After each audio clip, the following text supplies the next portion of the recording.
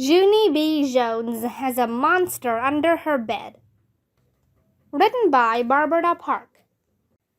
Chapter 5. My worstest night ever. It was my worstest night ever. I didn't sleep any winks. That's because I had to keep my eyes open, or else the monster wouldn't stay invisible. I heard Mother and Daddy go to bed. "Good night, everybody. Good night. It's me, Junie B. Jones. I am still awake in here, 'cause I can't even close my eyes or the monster will come."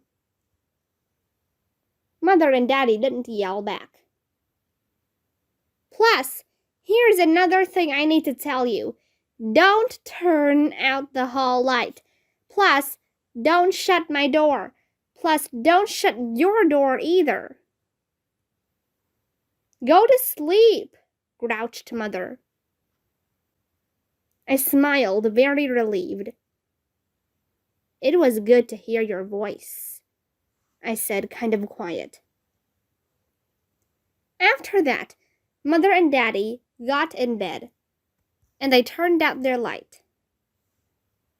Daddy started to snore. "Oh no," I said. "Now he won't even be awake to save me if the monster comes." I pulled Philip Johnny Bob out of my covers. "I will save you," he said.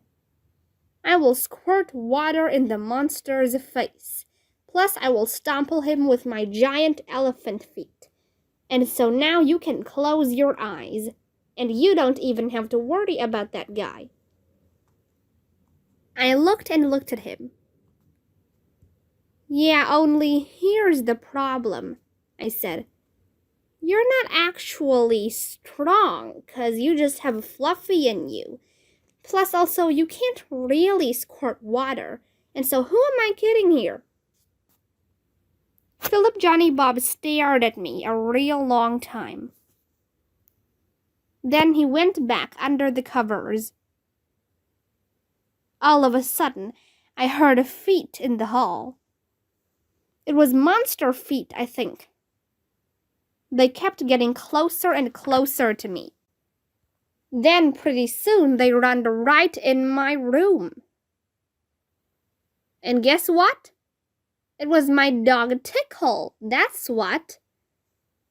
"Tickle, Tickle, I am so glad to see you, 'cause now you can protect me from the monster, and so why didn't I think of this before?"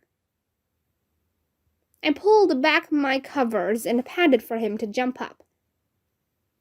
"Here, Tickle, you can sleep right on my pillow, 'cause Mother won't even find out about this." Tickle springed right up there.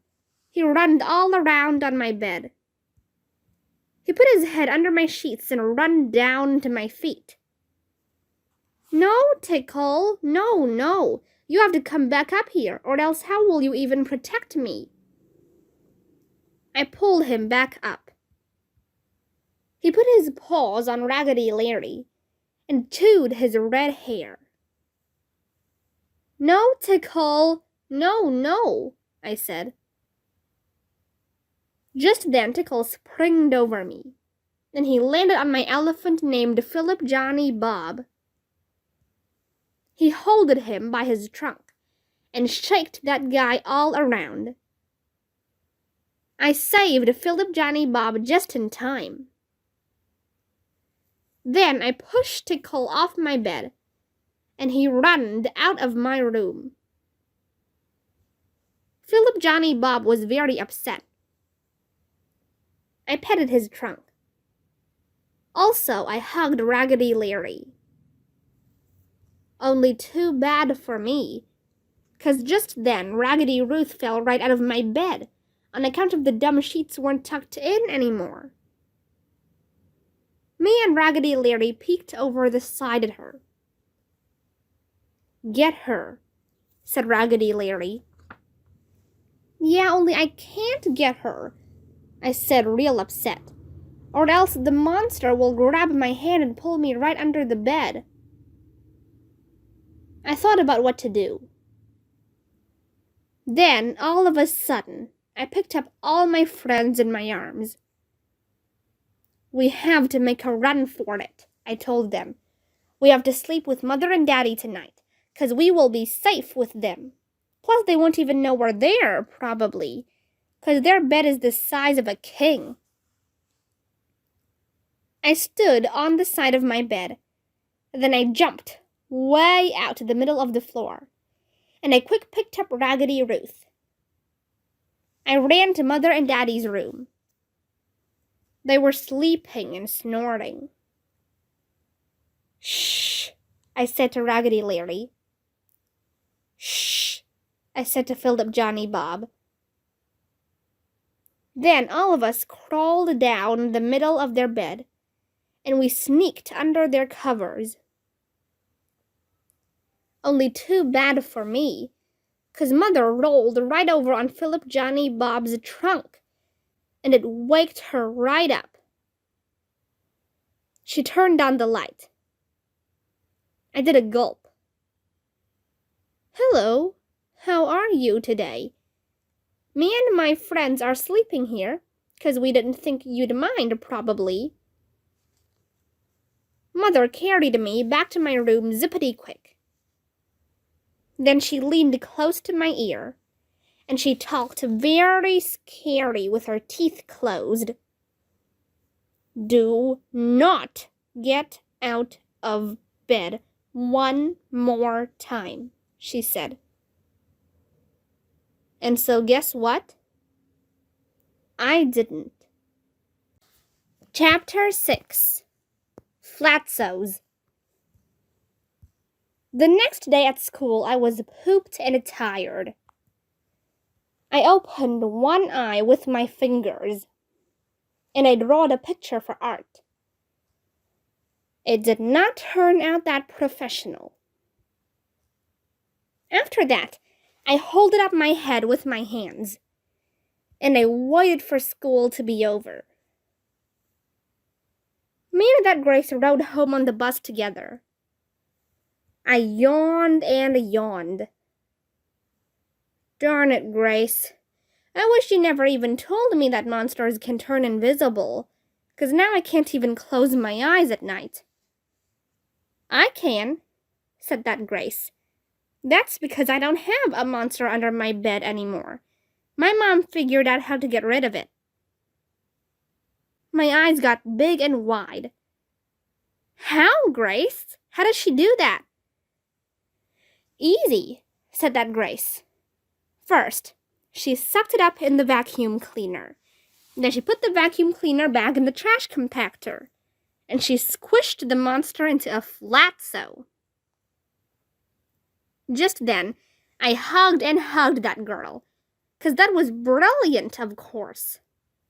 Thank you, Grace, thank you, 'cause I have a vacuum cleaner right in my very own home, and so I can do that too, probably. After I got off my bus, I zoomed to my house speedy fast. Grandma Miller, I know how to get rid of the monster, I hollered. Then I ran to the closet and got Mother's vacuum cleaner, and I pulled that big thing all the way to my room.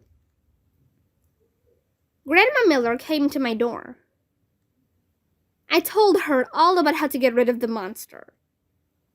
And guess what? She was a good sport about it. First, she plugged the vacuum cleaner right into my wall. Then she put it under the bed, and she sucked the monster right out of there. Hooray, hooray, you got him! You got the monster, Grandma! I yelled, real thrilled. Grandma Miller ran with the bat to the kitchen, and she throwed it in the trash can. There, that ought to do the trick, she said, very happy. I looked and looked at the trash. Then I did a teeny frown. Yeah, only here's the problem, Grandma. You don't actually put the bag in the trash compactor. And that is what turns the monster into a fatso. Grandma Miller smiled. Yes, but this house doesn't have a trash compactor, Junie B, she said. Your monster will just have to stay in the vacuum cleaner bag. My frown got bigger. Yeah, but what if he leaks out, Grandma? Then maybe he might float in the air, all the way back to my room, and he will get under my bed again. Grandma Miller tapped on the counter with her fingers. Then her cheeks filled up with air, and she let it out real slow. Okay, how about this? What if I take it outside? I'll take the bag outside, and I'll push it way down in the big garbage can. And then I'll press the lid down really tight so he can't get out. Yeah, but he still won't be a fatso, I said, very whining. Just then, Grandma Miller got frustration in her. She grabbed the vacuum cleaner bag and ran outside. Then she put it on the driveway. And she got in her car. And she backed up over that thing with her tires. Pretty soon, she came back in the house. She brushed her hands together. There! Now he's a fatso, she said, kind of growly. After she left, I got on the couch, and I stared very nervous at the driveway. 'Cause guess why? A car is not a trash compactor. That's why.